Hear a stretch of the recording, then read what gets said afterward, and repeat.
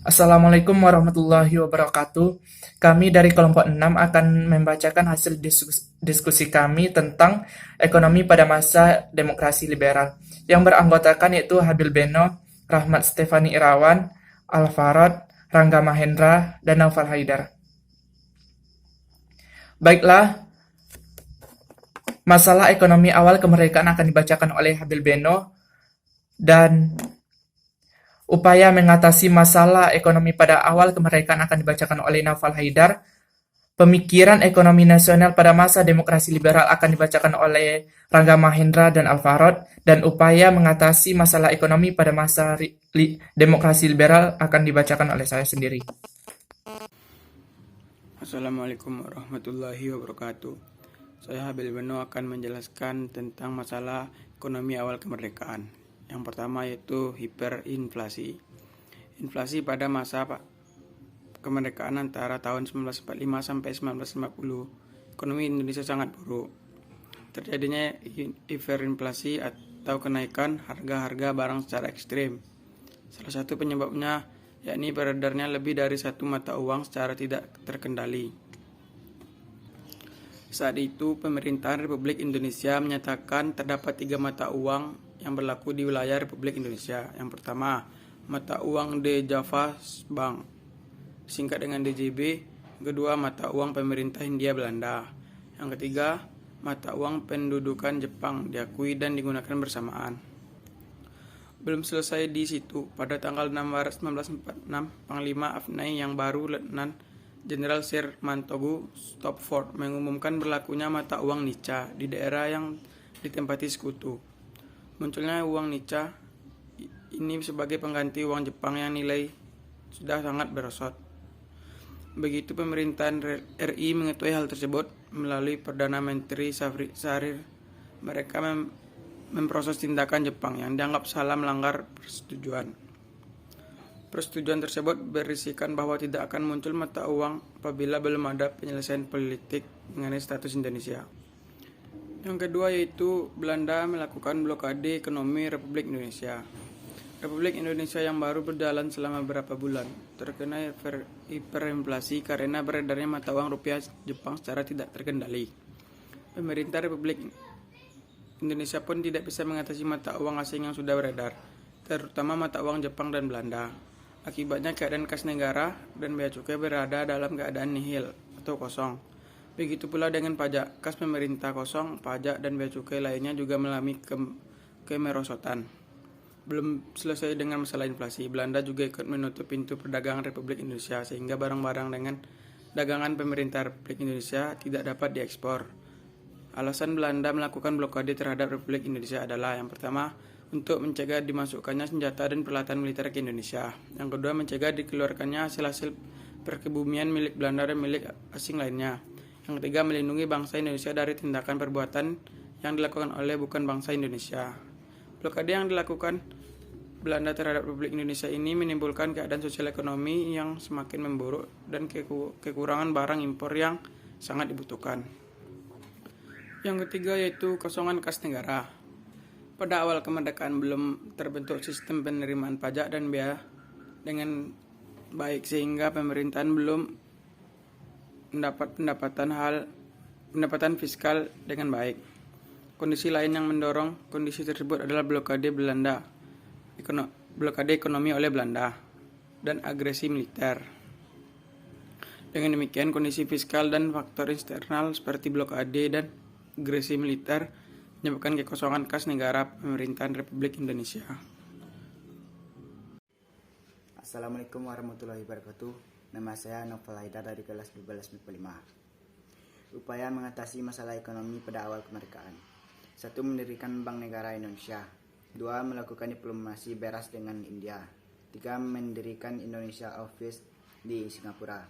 Mengadakan konferensi ekonomi. 5. Membentuk Badan Perancang Ekonomi. 6. Melaksanakan Casino Plan. 7. Membentuk Persatuan Tenaga Ekonomi. 8. Melakukan program-program pinjaman nasional. Sekian, terima kasih.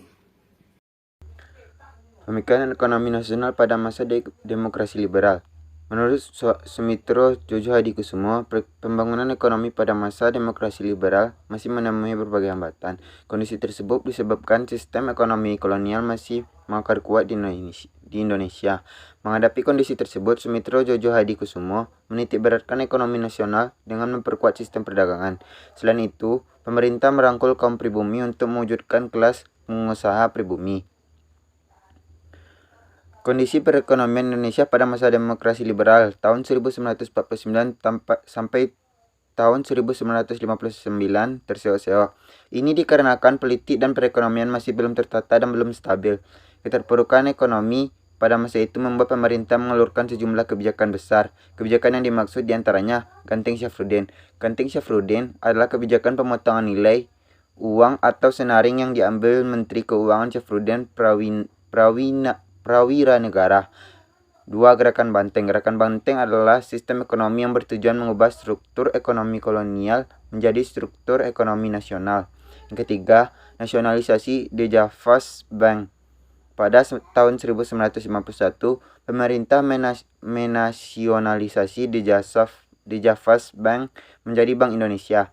Bank milik Belanda itu dijadikan sepenuhnya bank milik Indonesia untuk menaikkan pendapatan, menurunkan biaya ekspor, dan menghemat secara drastis.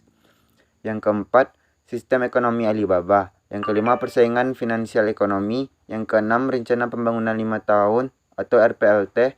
Yang ketujuh, musyawarah nasional pembangunan. Assalamualaikum warahmatullahi wabarakatuh. Saya dari kelompok Alfarod dari kelompok 6 akan membacakan hasil diskusi kami. Yang pertama, sistem ekonomi Alibaba. Sistem ekonomi Alibaba diprakarsai oleh Menteri Perekonomian Kabinet Ali I, yaitu Ishak Jokro Hadisurjo.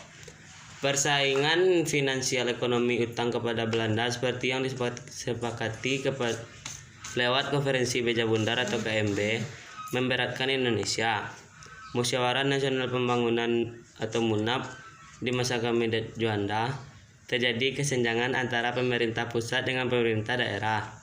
Rencana Pembangunan 5 tahun atau RPLT, Badan Perencanaan Pembangunan Nasional atau Bappenas merancang rencana pembangunan 5 tahun dengan tujuan pembangunan dapat berjalan sesuai kerangka yang disepakati.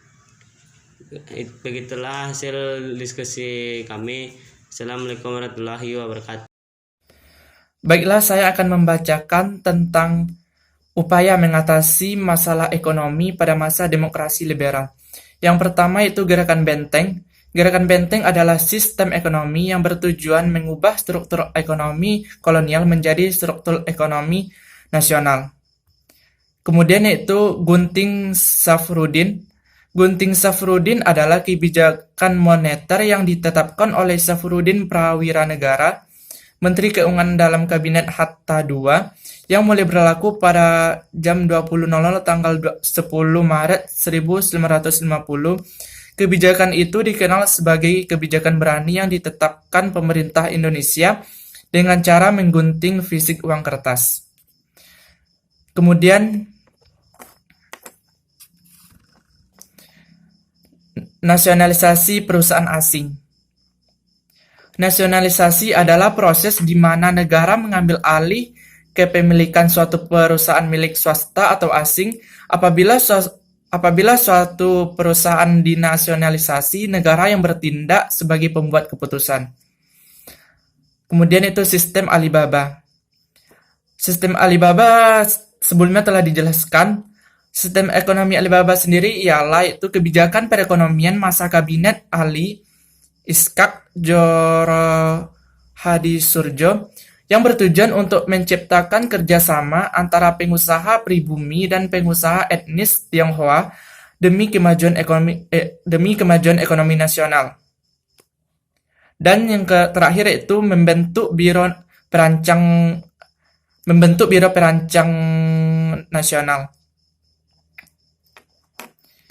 Badan Perencanaan Pembangunan Nasional yang saat itu disebut Biro Perancang Negara Biro ini dibentuk pada masa pemerintahan Kabinet Ali Sastroamidjojo II dan diketuai oleh Insinyur Juanda yang sekaligus diangkat sebagai Menteri Perancang Nasional.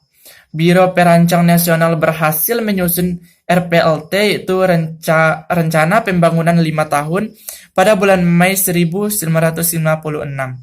yang direncanakan untuk dilaksanakan pada tahun 1956 sampai 1961.